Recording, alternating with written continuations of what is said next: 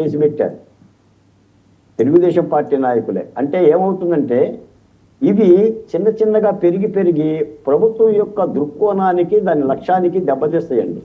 ఈ రోజున ప్రభుత్వం ఒక పక్కన డబ్బులు లేకపోయినా అప్పులు తెచ్చి పెట్టుబడులు తెచ్చి రాజధాని నిలబెట్టి కష్టించి పెడుతున్న ఈ కష్టాన్ని ఇప్పుడు చంద్రుని కనుక కారు మబ్బులు గమ్మినట్టుగా ఈ చిన్న చితకా సంఘటనల మొత్తం కూడా ప్రభుత్వం వెంటనే చర్యలు తీసుకోకపోతే ఇవే మళ్ళీ ప్రతిపక్ష పార్టీకి ఆయుధాలు అవుతాయి. ఈ సందర్భంలో ప్రధానమైన అంశం చెప్పాలంటే, ఎందుకంటే రాజధాని ఉద్యమకారుడిగా జగన్మోహన్ రెడ్డి గారు మళ్ళీ అధికారంలోకి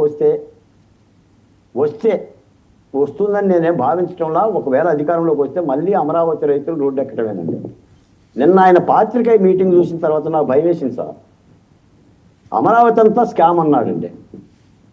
మరో 50,000 ఎకరాలు ఎందుకు తీసుకుంటున్నారని చెప్పి కూడా ఆయన ప్రశ్నించాడు. అది చంద్రబాబు నాయుడు గారు అమరావతిగానే భావిస్తున్నాడు.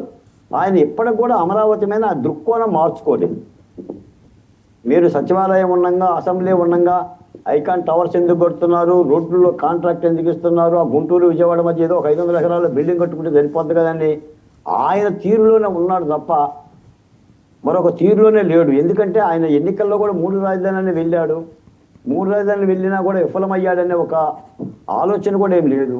కాబట్టి ఇప్పుడు రాజధాని అమరావతి రైతులు అంటే కొత్తగా భూములు ఇస్తున్న రైతుల్లో కూడా పెద్ద ఎత్తున ఆందోళనలు. మొన్న సీఎం గారిని కలిసినప్పుడు కూడా మేము ఈ అమరావతికి రక్షణ కవచం ఏంటి, ఓ చట్టబద్ధత ఏంటి, దీని మీద చెయ్యాలి. మళ్ళీ జగన్మోహన్ రెడ్డి గారు కానీ మరి మరో నాయకుడు వచ్చి ఇది అమరావతి ఇది రాజధాని కాదు, నేను ఎక్కడో రుషికొండకు పోతా, గోల్కొండకు పోతా, ఎక్కడో కొండ మీద ఉంటానంటే పరిస్థితి ఏంటంటేనే ఆ విభజన చట్టంలో సవరణ కోసం ప్రభుత్వం క్యాబినెట్ మీటింగ్ పెట్టేసి తీర్మానం చేసింది.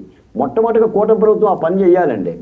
ఎందుకంటే మనం ఇల్లు కట్టుకుంటున్నప్పుడు ప్రహరీ గోడ కట్టినట్టు, పంట వేస్తున్నప్పుడు కంచె బాతుకున్నట్టు ఆ రక్షణ వ్యవస్థను తీసుకురాకపోతే మళ్ళీ అమరావతిలో రైతులు అరణ్య రోదన అవుతారండి.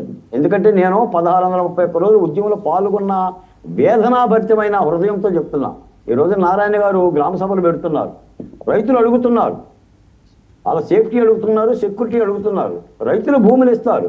కాకపోతే ఒక మాట ఏంటంటేనండి, చంద్రబాబు నాయుడుగా ఒక రాజధాని నిర్మించాలని అనుకోవడం లేదండి, ఒక నగరాన్నే నిర్మిద్దామని అనుకుంటున్నాడు. అంటే ఒక ఆర్థిక నగరాన్ని, రాజధానిని ఆర్థిక నగరంగా మారిస్తేనే భవిష్యత్తులో ఆంధ్రప్రదేశ్కు ఒక అక్షయ పాత్ర ఉంటుంది, ఆర్థిక వనరు ఉంటుందని ఒక సంకల్ప బలంతో చేస్తున్నాడు.